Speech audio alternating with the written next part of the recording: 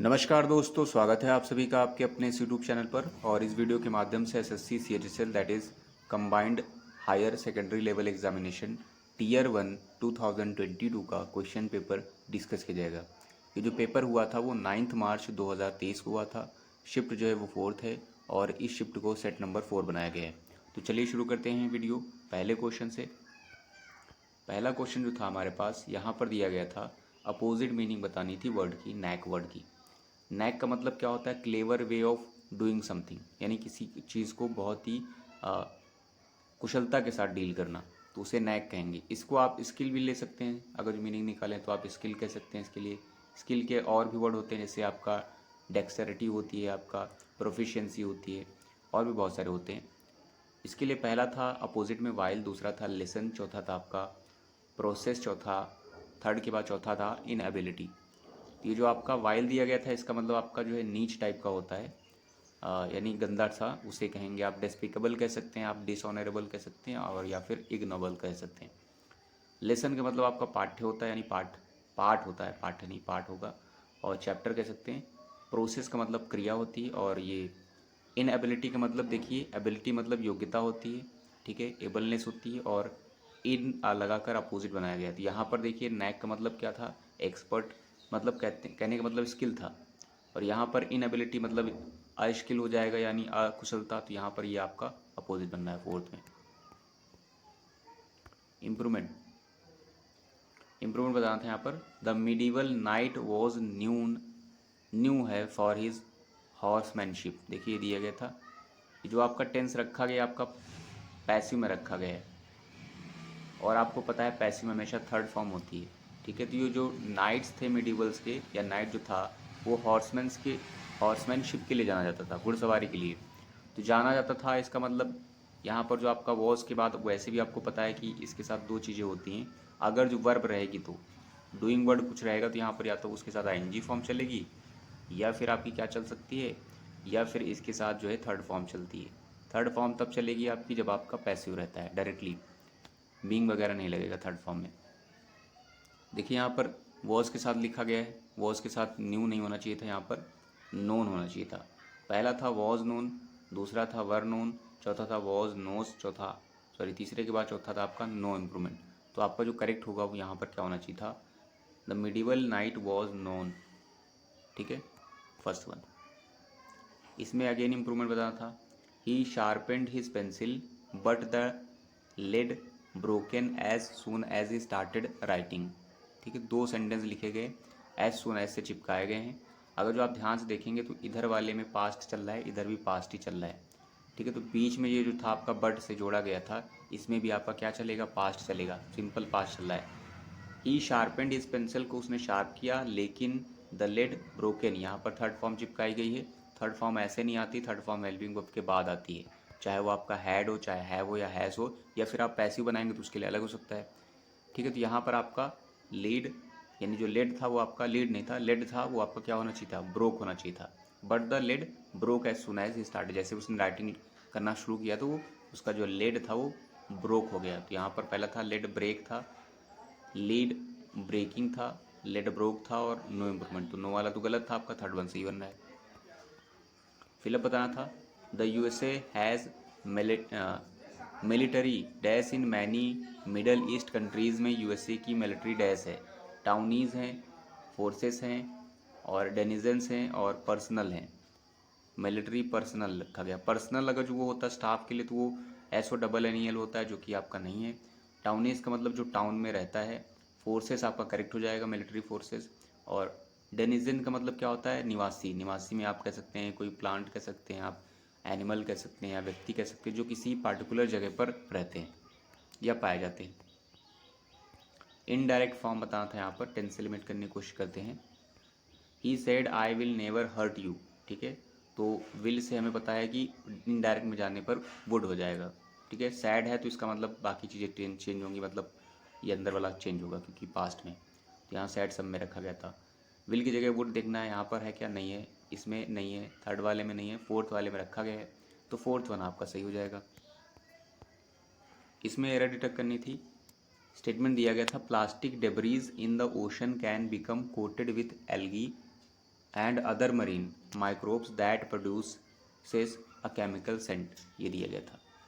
तो ये जो प्लास्टिक डेबरीज बोला गया था, यानी प्लास्टिक के अवशेष जो हैं वो इंडियन नहीं, यहाँ पर ओशंस में जो हैं, और कैन बिकम कोटेड विद, जो कि ओशंस में अगर जो डेबरीज हैं तो वो कोटेड हो सकती है, मतलब वो जो है लेयर उन पर चढ़ सकती है, किसकी, एल्गी की, यानी उस पर एल्गी चढ़ सकता है, या फिर मेरीन माइक्रोब्स होते हैं तो वो अगर जो उस पर लिपट जाएंगे यानी कोटेड हो जाएंगे, ठीक है। और ये जो एल्गी होते हैं और जो मरीन माइक्रोब्स होते हैं, ये कुछ जो है केमिकल सेंट प्रोड्यूस करते हैं, जिससे जो है एनिमल क्या होते हैं, अट्रैक्ट होते हैं और उसको बाई मिस्टेक खा भी लेते हैं। इससे क्या होता है, इससे जो उनकी डेथ भी हो सकती है और बहुत सारी प्रॉब्लम्स होती हैं। तो यहाँ पर जो आपका देखिए ये जो दिया गया था, algae and other marine microbes, उसके बाद दैट लिखा था जो कि आपका रिलेटिव प्रोनाउन था। तो ये इनकी तरफ इंडिकेट कर रहा है, एल्गी और माइक्रोब्स की, जो केमिकल सेंट प्रोड्यूस करते हैं। चूँकि ये आपका प्लूरल है, इसलिए आपका जो यहाँ वर्ब चलेगी वो आपकी प्लूरल नहीं बल्कि सिंगुलर चलनी चाहिए थी। तो यहाँ जो एरर है वो क्या है, सेकंड वन में, इसमें भी एरर बताना था। No doubt human minds are good on predicting the worst दिया गया था। तो बिना संदेह कह सकते हैं, निसंदेह जो ह्यूमन माइंड जो है वो वर्स्ट यानी बुरा का प्रेडिक्ट करने में, अनुमान लगाने में तो बहुत ही अच्छा है। तो यहाँ पर देखिए जो आपका लिखा गया स्टेटमेंट है, नो एरर वाला भी है। तो इसमें जो एरर है वो आपकी नो डाउट्स ह्यूमन माइंड्स में बिल्कुल नहीं है, तो ये सही लिखा गया है। आर गुड ऑन जो आपका प्रीपोजिशन, इसमें मिस्टेक है, और प्रेडिक्टेड द वर्स्ट, ये भी आपका सही है। वर्स्ट क्योंकि सुपरलेटिव थी, उससे पहले आपका द आता है, ठीक है। तो यहाँ पर जो आपने देखा होगा, गुड जो होता है, गुड के साथ आपका क्या चलता है, गुड एट समथिंग होता है। तो यहाँ पर गुड एट होना चाहिए प्रिडिक्टिंग, ठीक है।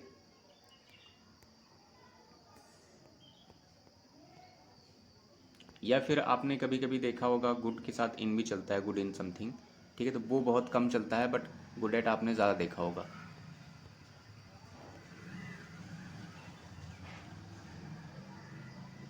फिल इन द ब्लैंक्स करना था, अप्रोप्रिएट फिलअप बताना था option. Wash, rinse and drain water from quinoa and dash, ठीक है। तो वॉश करने के लिए बोला है, रिंस साफ करने के लिए बोला है, और फिर ड्रेन वाटर करने के लिए, पानी बहाने के लिए बोला है, फ्रॉम क्विनोआ। क्विनोआ क्या है, एक तरीके का ये जो ग्रेन है, ठीक है, ये इंडिया में नहीं होता है। एंड डैश, और उसके बाद उस क्या करना है, सेट ऑफ करना है, सेट असाइड करना है, सेट इन करना है, सेट अपॉन करना है। तो देखिए सेट ऑफ दिया गया, इसका मतलब स्टार्ट अ जर्नी होता है। सेट असाइड का मतलब होता है कीप असाइड कह सकते हैं, या फिर जो है कीप सेंस में होता है, रखने सेंस में होता है, ठीक है। तो यहाँ पर आपका फ्रेजल वर्ब का मीनिंग दे भी रहा है। सेट इन दिया गया था, सेट अपॉन था, सेट अपॉन तो नहीं, बट सेटअप का मतलब क्या होता है, स्टार्ट करना होता है, स्टैब्लिश करना होता है, ठीक है। सेट इन का मतलब आप कमेंट सेक्शन में बता दीजिए। तो यहाँ पर जो आपका जो करेक्ट जो इडियम बैठेगा वो आपका क्या हो जाएगा, सेट असाइड, मतलब उसको कीप कर देना अलग। नाइन्थ में दिया गया था, नो स्पेलिंग एरर बताना था। I take this issue, ISSU ठीक था, सीरियसली गलत लिखा गया, तो सीरियसली देखना किधर है। सेकंड वाले में भी गलत है। थर्ड वाले में SERIOUSLY भी सही है, और चौथे वाले में SERIOUSLY भी सही है। तो थर्ड पढ़ लेते तो यहाँ था आई टेक दिस इशू, यहाँ पर ISSU ये सही लिखा गया था, चौथा आपका गलत था, तो थर्ड वन आपका सही है, क्योंकि इशू की स्पेलिंग चौथे में गलत है। इसमें क्या करना था, पैसिव बताना था, टेंस एलिमेंट करने की कोशिश करते हैं। The maid washes the windows every week दिया गया था। वॉशेस से पता चलता है हमारे पास ये प्रेजेंट, सिंपल प्रेजेंट है कह सकते हैं आप। सिंपल प्रेजेंट टेंस का जब पैसिव बनता है तो वहाँ पर क्या होता है, आइदर आपके पास इज रहेगा, एम हो सकता है, या फिर आर हो सकता है, इसके साथ डायरेक्टली थर्ड फॉर्म चलेगी। यहाँ पर ये चीज़ देखनी है, इज एम आर के साथ थर्ड फॉर्म किधर है। तो ये पहले वाले में तो वर्ब था जो कि होगा नहीं, सेकंड वाले में दिया गया था, तो ये आपका हो सकता है, चाहे आप डायरेक्टली पढ़ सकते हैं, द विंडोज़ के अकॉर्डिंग आपका आर ही रहेगा, तो आपका करेक्ट लिखा गया था। इसमें वॉज था तो नहीं चलेगा, थर्ड वाले में आर था बट थर्ड फॉर्म नहीं थी, इसलिए थर्ड वाला गलत है, सॉरी लास्ट वाला गलत है आपका, इसलिए सेकंड वन आपका सही बैठ रहा है। इसमें अपोजिट मीनिंग बतानी थी। एनोमलस का मतलब क्या होता है, एनोमलस जो है मतलब जो होता है जो कि नॉर्मल से या यूजुअल से थोड़ा सा हटकर हो, या कह सकते हैं थोड़ा सा विषम टाइप का हो, या फिर अजीब कह सकते हैं। अजीब नहीं कहेंगे तो आप विसंगत कह सकते हैं, जिसके लिए डिस्पैरिटी एक वर्ड होता है जो नाउन को शो करता है, विसंगत कह सकते हैं आप, ठीक है। इसके लिए अपोजिट में वर्ड बताना था, जो कि पहला था आउटलैंडिश, दूसरा था कस्टमरी, तीसरा था एंडेमिक, चौथा था आपका एलियन। तो जो आपका आउटलैंडिश था इसका मतलब बिजार सेंस में होता है, एजेंट्रिक सेंस में होता है या फिर स्ट्रेंज सेंस में होता है, अजीब सेंस में, ये आपका मीनिंग अपोजिट में नहीं देगा। कस्टमरी का मतलब अकॉर्डिंग टू कस्टम, जो प्रथा के अनुसार जो चलता है वैसे ही, और एनोमलस का मतलब होता है यूजुअल से थोड़ा सा अलग, जिसके लिए आपका विषम हो जाएगा। तो यहाँ पर ये और कस्टमरी एक दूसरे के अपोजिट बन जाएंगे। एंडेमिक का मतलब आपका पैंडेमिक का छोटा वर्जन होता है, जो कि छोटे इलाकों तक ही सीमित रहता है।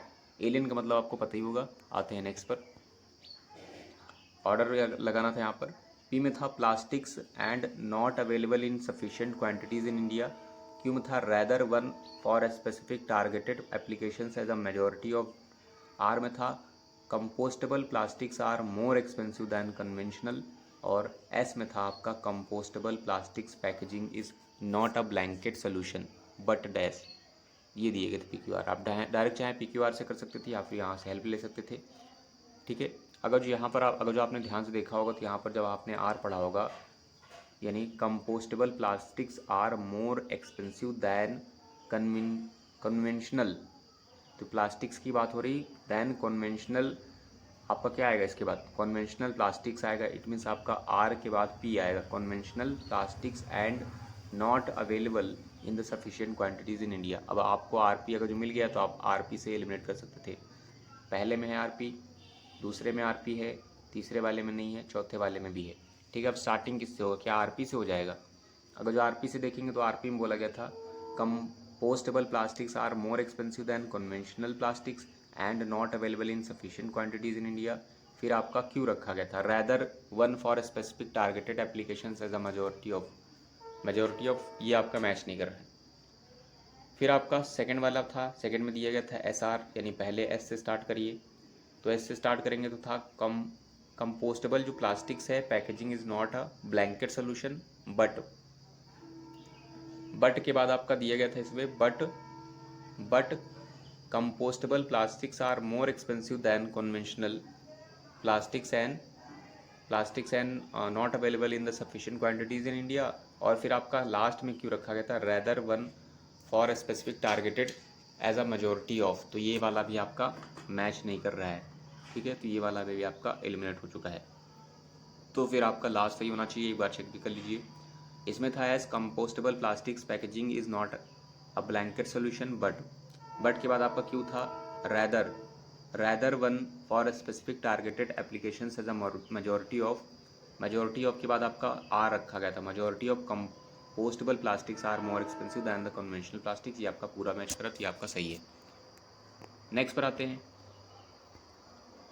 यहाँ पर क्या करना था, यहाँ पर मीनिंग बतानी थी इडियम की। To shake in one's shoes, ठीक है, क्या मतलब होगा, to be afraid, an unpleasant scenario, और to have a no remark. चौथा था आपका टू फेल टू का दिया गया था to shake in one shoes, ये इसका मतलब क्या हो जाएगा आपका टू बी अफ्रेड।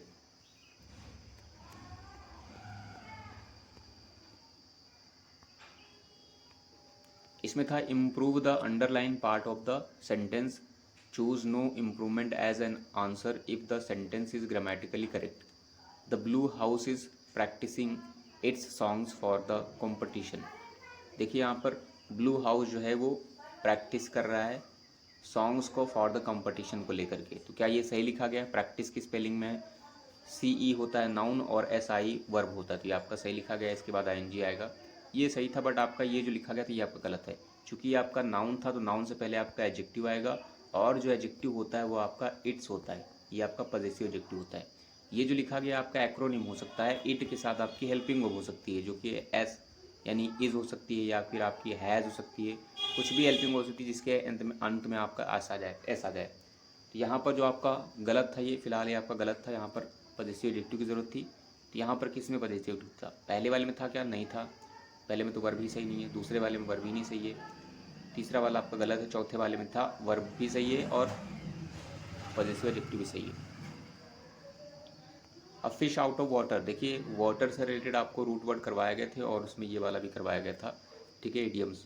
तो इसके लिए पहला था आपका option a persons out of accustomed environment और टू किल समबडी, चौथा था तीसरा था टू क्रिटिसाइज समवन, चौथा था आपका अ डेड पर्सन। तो इसका मतलब होता है जब फिश आउट ऑफ वाटर होती है तो थोड़ा सा अनकंफर्टेबल सिचुएशन होती है, तो आपका पहला हो जाएगा a person out of accustomed environment.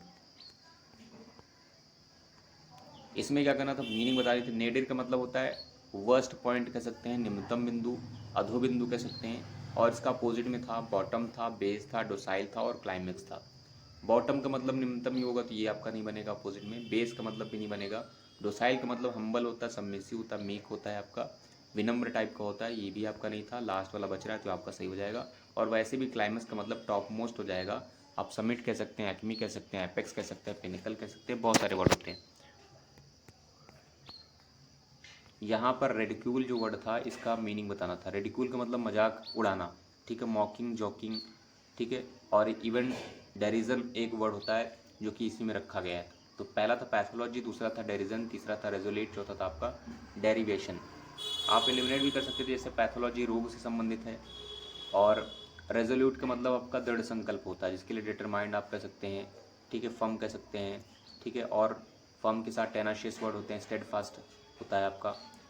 Derivative से बना है, डेरिवेट करना से बना है, डेरिवेशन ही आपका नाउन था। जो आपका ये है डेरिजन, ये आपका करेक्ट था। रेडिकूल और डेरिजन दोनों सेम ही होता है। इसमें आते हैं 18th में बोला गया था ऑर्डर बनाना था, तो स्टार्टिंग दिया गया था nurses unlike physicians have dash. A में था been slow to adopt these technologies. B में था and the reasons for this may relate to the statuses. C में था of both these professions. D में था within the hospital setting. ये था। अब देखिए, क्योंकि स्टार्टिंग में आपका दिया गया तो जो होगा वो इसी से मैच करेगा। यहाँ पर हैव है तो हैव के साथ क्या हो सकता है, हैव बीन हो सकता है, हैव एंड हो सकता है, हैव ऑफ हो सकता है, हैव विद इन हो सकता है। तो हैव के बाद जो स्टार्ट हो सकता है वो आपका बीन हो सकता है। अगर जो आपने इतना डिसाइड कर लिया तो आपके पास ऑप्शन में देखिए एक ही था जो ए से स्टार्ट हो रहा था, तो आप चेक कर लीजिए और टिक कर दीजिए। Nurses unlike physicians have been slow to adopt these technologies and the reasons for this, ये बोला भी गया था, relate to the status of both these professions within the hospital settings. ये आपका सेकेंड वन सही बैठ रहा है। इसमें ब्रैकेटेड वर्ड के लिए इम्प्रूवमेंट बताना था, ये आपका ब्रैकेटेड वर्ड था। When you ride a horse, ठीक है, ये दिया गया था, ये आपका कंजंक्शन लगा के दिया गया था, ठीक है। You sat on it and control it's movements. देखिए फिर से यहाँ पर मूवमेंट्स आया है, ये आपका नाउन है। अगर ये आपका नाउन है तो यहाँ पर जो आपका आएगा वो आपका क्या आएगा, आपका एडजेक्टिव आएगा, जिसे पॉजेसिव एडजेक्टिव कहेंगे, ठीक है। यहाँ पर राइड करने की बात कर रही हैं, इसका मतलब प्रेजेंट टेंस चल रहा है, तो यहाँ पर भी आपका प्रेजेंट टेंस ही चलना चाहिए, ठीक है। यहाँ पर भी प्रेजेंट टेंस चलना चाहिए। तो ये वाला आपका टेंस भी गलत था आपका। पहले में दिया गया था यू सीटेड, ये अगेन टेंस गलत किया गया यहाँ पर, ठीक है। और यहाँ पर भी आपका गलत है, इट्स लिखा गया है। दूसरे में था यू सिट, ठीक है, यहाँ पर इट एंड आफ्टरवर्ड, फिर से यहाँ पर देखिए गलत कर दिया गया है। तीसरे में था यू सिट इट, फिर आपका था ऑन और यहाँ पर था आपका इट, ठीक है, on it and control it's. अब देखिए यहाँ पर प्रेजेंट टेंस भी चल रहा है, ऑन इट भी ठीक है, और ये भी आपका पॉजेसिव एडजेक्टिव भी सही लिखा गया, तो आपका थर्ड वन सही है यहाँ पर।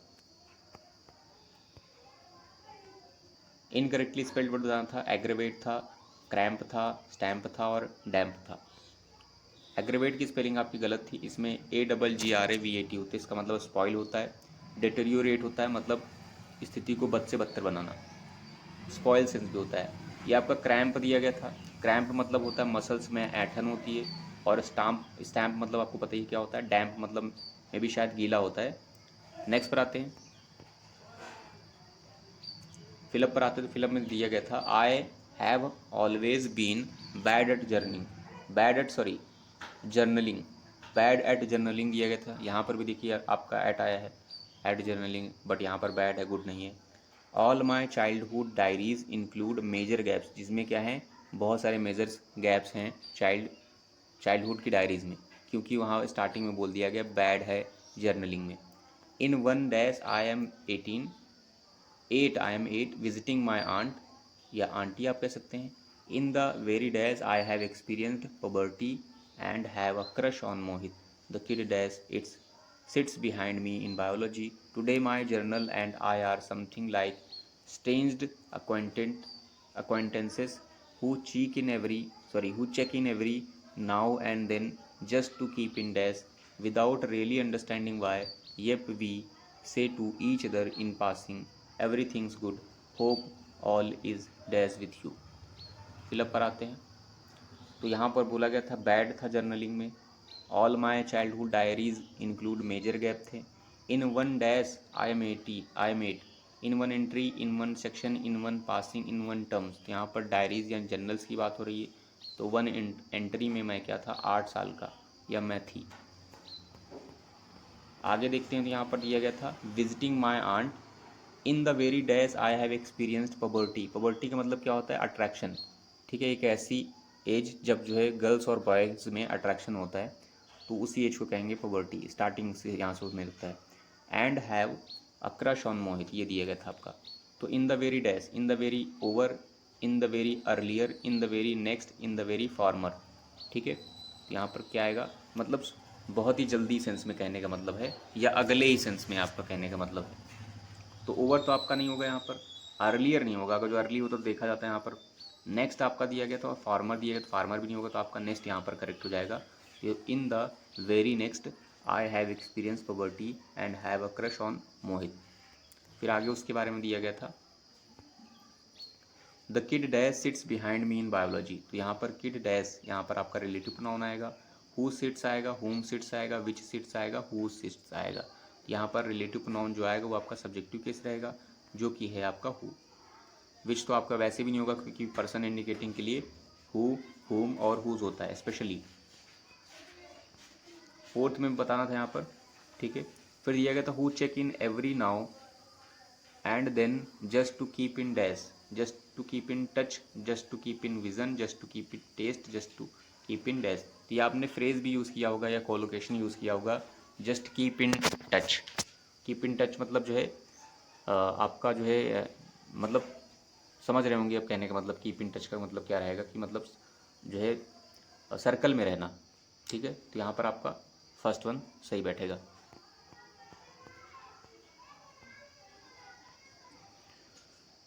लास्ट में दिया गया था yup we say to each other in passing everything's good, hope all is dash with you. अब देखिए यहाँ पर भी आपका कोलोकेशन आया है, hope all is dash, all is mind, all is virtuous, all is bling, all is well. तो यहाँ पर क्या हो जाएगा, all is well with you. So I hope इस वीडियो के माध्यम से आपने कुछ ना कुछ जरूर सीखा होगा। Thanks for watching this video.